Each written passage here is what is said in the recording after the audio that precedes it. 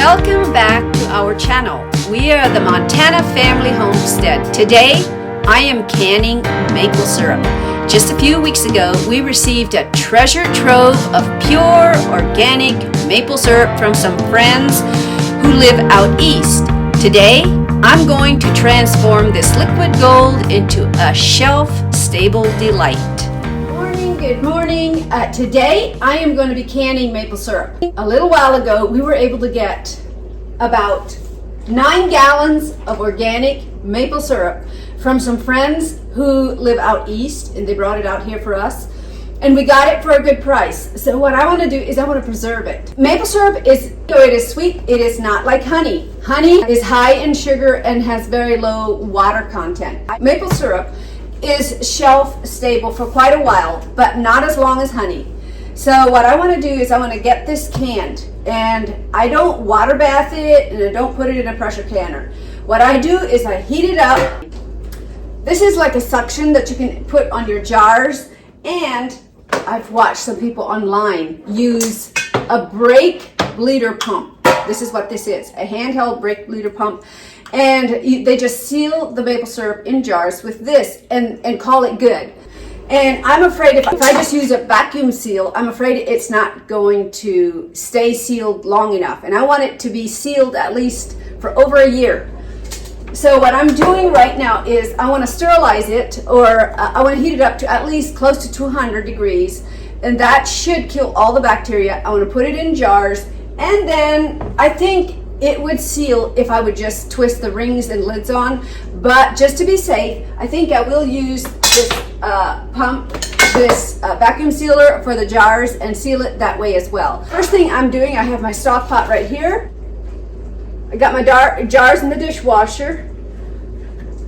I want to make sure they're fully cleaned. Some people boil their jars because you don't want to put hot maple syrup in a cold jar. You want to make sure that your jars are warmed up. Because if you put hot liquid in a cold mason jar, it can crack and break, and you don't want that. So I heat up the jars, make sure they're good and warm, at least almost the temperature of my maple syrup, so that when I put the maple syrup in, it doesn't shock the jars. And then I put the lid on, and after that, vacuum seal the lids, put the rings on. I'm hoping it'll stay sealed for at least a year or more. The first thing that I want to do with my maple syrup is heat it up. And the ideal temperature is between 180, 190. You should not go over 200. And that is because if you warm up or heat up maple syrup too high and overheat it, you can create niter. I'm going to turn the burner on very low because I want this to warm up slowly, because the last thing I want is to burn it. Marvin used to make maple syrup. This stuff has boiled a lot already, but it's been sitting around, and I just want to make sure to kill any bacteria before I put it in jars and can it. Maple syrup has a higher water content than honey.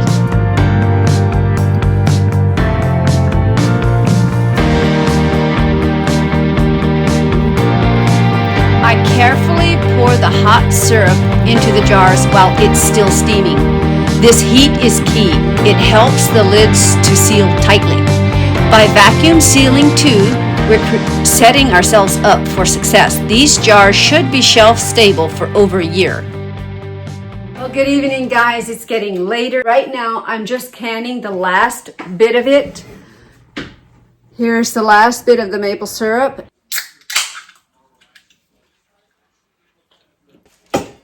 One of my favorite drinks is flavored carbonated water. So I'm going to go ahead and show you how I vacuum seal these jars.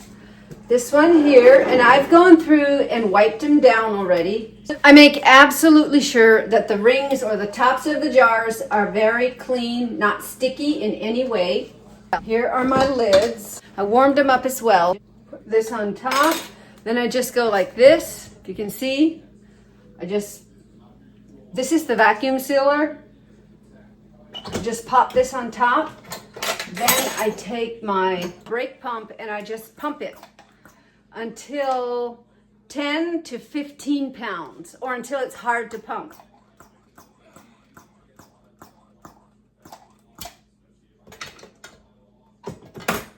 just like that. It is sealed on tight. And when this syrup is still hot. This syrup is still very hot. And when it cools down, this syrup should seal up really nice and tight. Hopefully it'll seal up for a year or so. Put that over there. Grab another jar. I just make sure I have my cup of water here, and I just dip my finger. I just dip my finger in this water and lightly go over the top of the jar to make sure there's no cracks, make sure it's not all sticky. Wipe it down. After that, I grab my lid, and this lid, I have it in warm hot to hot water. Pop my vacuum sealer on there. I usually don't go quite to 20 pounds. There you have it. This lid is on here tight. One of the things you want to remember when you heat up your syrup is you do not want to overheat syrup, because it can cause that. Have you ever opened a jar of maple syrup and there's like a hard substance at the bottom? It's called sugar sand or niter. So you want to be very careful when you warm up maple syrup not to overheat it. Otherwise, you may just get a lot of niter at the bottom of your jars. So these are 45 quarts of pure organic maple syrup that I canned just today. The first thing I did is I warmed up the syrup, then I put it in hot jars. You want to put hot liquid in hot jars, otherwise the jars could break. And after that, I vacuum sealed the lids on. So hopefully this maple syrup is sealed good and tight for at least a year or so.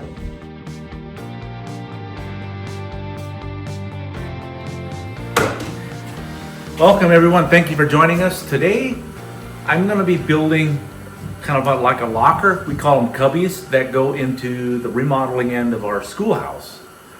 I've already built 2, and I have one more section to build, which is going to be a 4 foot by 4 foot with 4 individual cubbies for boots, shoes, coats to hang on, and then lunch pail on top. So yeah, thank you for joining us. We are Montana Family Homestead.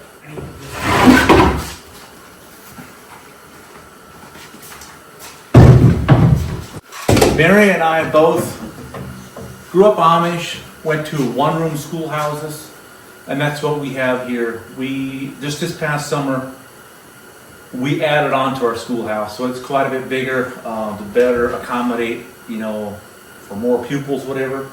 And just trying to get a little more organized, try to get a little more efficient at what we're doing.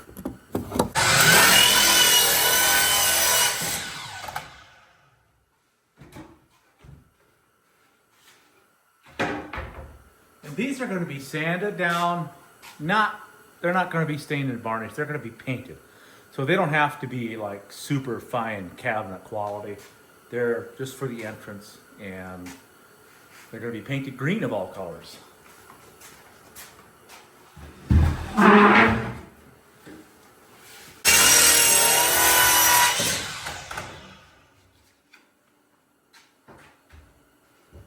So these are going to be uprights. And the part that's on top exposed, I'm going to put a nice little round corner on it. Here's a nice round corner, 4.5 inch circle, so this is what we're going to use. I just put these even here, just like that.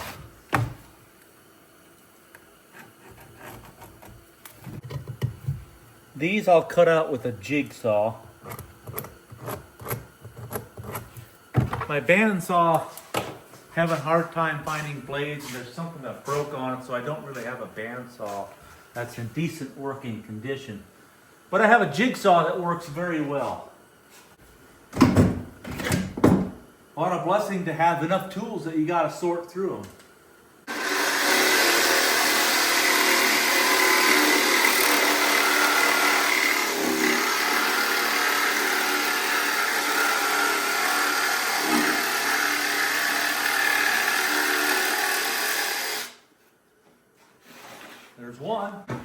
So these are going to be upright. These are going to be the upright. So we don't want a sharp corner here. That's why we're rounding off the corner.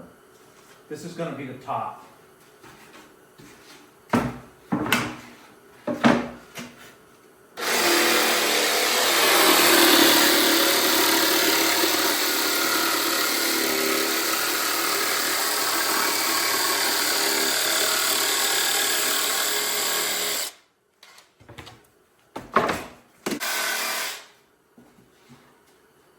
When I see pieces like that, I have to think of something my dad said one time.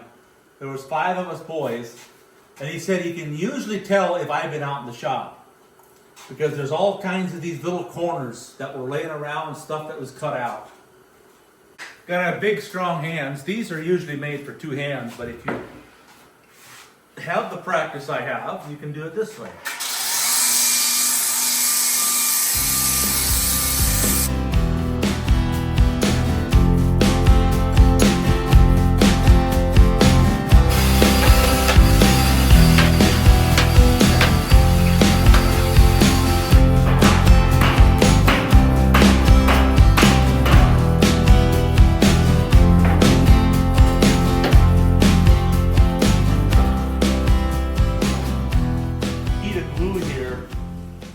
On top of the screws that I'm going to use so that it is fully adhered.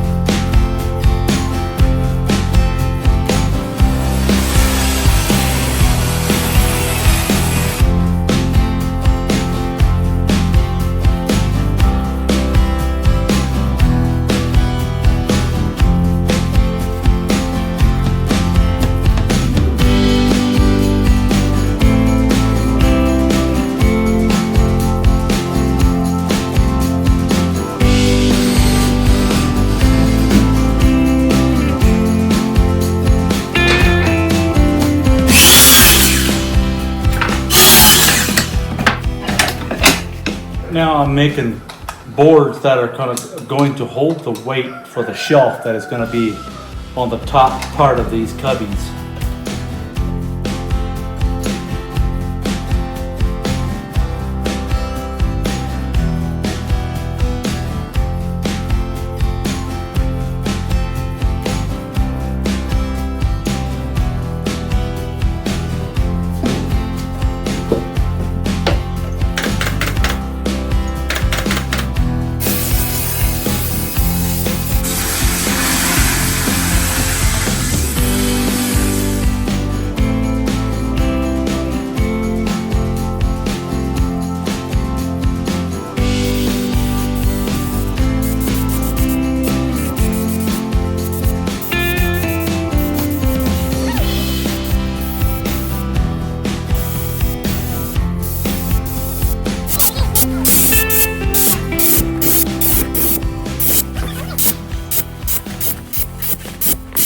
We're on our way over to the schoolhouse. Marvin just got done making the little cubbies for the children.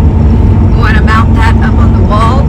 And we might stop at the farm to market store and grab a coffee while we're at it. Yeah, I kind of made these in 3 sections. Have a very small shop, so I built one, took it over there. I got time to build the second one, and then built the third one. And the third one is the one we kind of showed how we're doing it, what they're going to look like. Yeah. We have our grand opening, like, supposed to be everything pretty much done with the addition, remodel of the schoolhouse. Tomorrow, it's a big deal. So yeah, that's pretty exciting to get that behind us.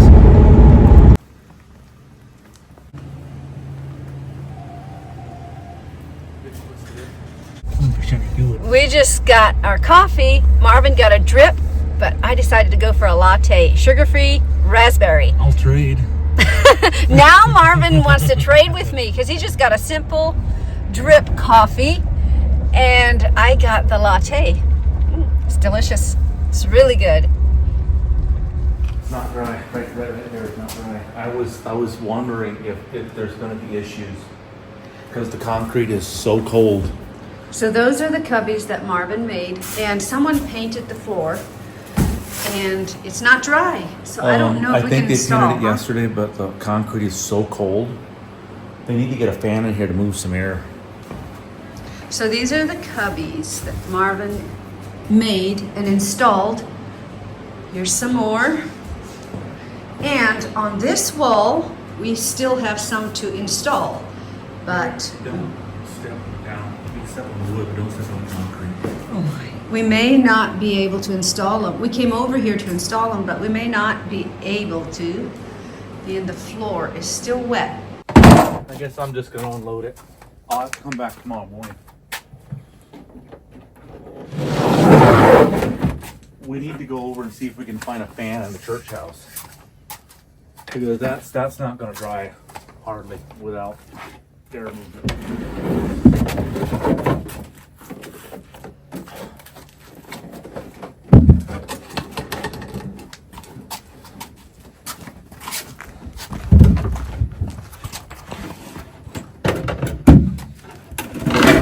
We ended up not installing those cabinets, and we said hi to the boys, and we're headed back home because the floor was still wet. Someone painted it yesterday and it's still not dry. The next morning, Marvin went back to the schoolhouse and he was able to install the cubbies.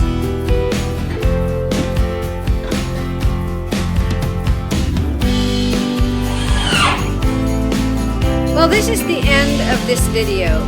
I am so glad you're here. Don't forget to give us a like, subscribe, and leave a comment. We love hearing from you. Goodbye till next time.